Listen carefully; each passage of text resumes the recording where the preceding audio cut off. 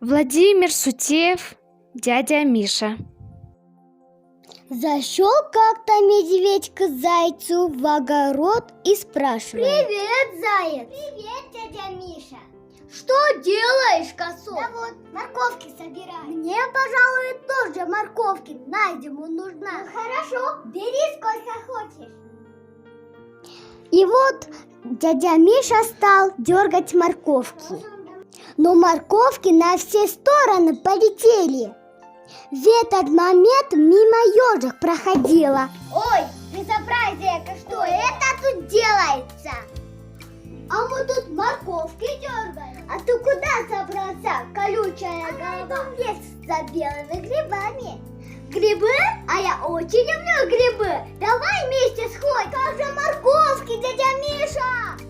«Да нет, я лучше грибы соберу», сказал дядя Миша. И вот они пришли в лес. Ежик спокойно собирает грибы, а неуклюжий медведь все грибы топчет. И в этот момент из дерева белка кричит: Миша! «Привет, белка! Да вот грибы собираю». «Грибы? Да лучше орехи собирать, а орехи очень-очень вкусные». Они такие вкусные. Все, белка, идем собирать орехи. Дядя Миша, а как же грибы? Да мне орехи больше нравятся.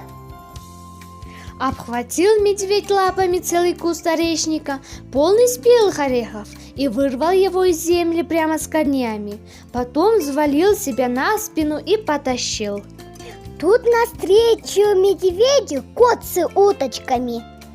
«Куда собрался, усатый?» «На рыбалку, дядя Миша. Хочу котятам угостить рыбкой». «Рыбки? Я люблю рыбку. Давай вместе пойдем». «Пошли, у меня как раз нижняя уточка есть», сказал кот. Остановил его медведь. Они пришли на рыбалку. Только закинули удочки, а лиса тут как тут. Подсела к медведю и хихикает. «Пустяками ты занимаешься, дядя Миша?» «Как это пустяками?» Обиделся медведь. «Да много ли ты ее наловишь?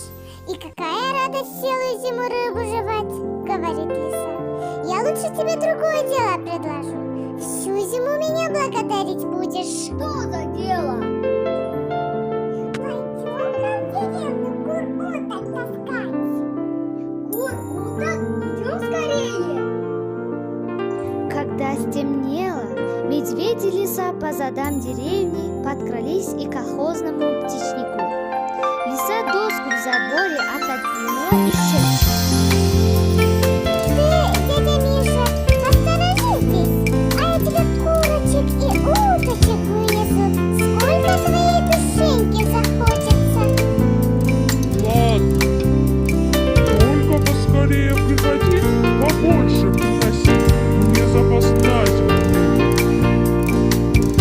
ходит медведь вдоль забора туда-сюда, смотрит по сторонам, прислушивается.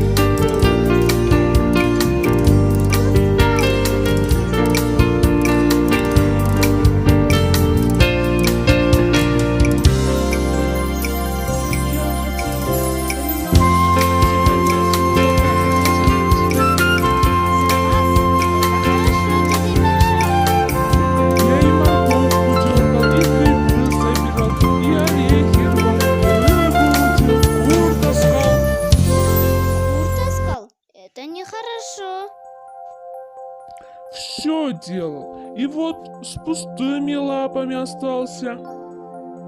Что же теперь делать будете, дядя Миша? Делать нечего. Зима на носу, залягу в берлогу, буду до весны лапу сосать. Эх, дядя Миша. Он хотел, видно, еще что-то сказать, да только махнул лапкой, свистнул и побежал дальше. А что тут скажешь? С вами была Хочпекова о руке.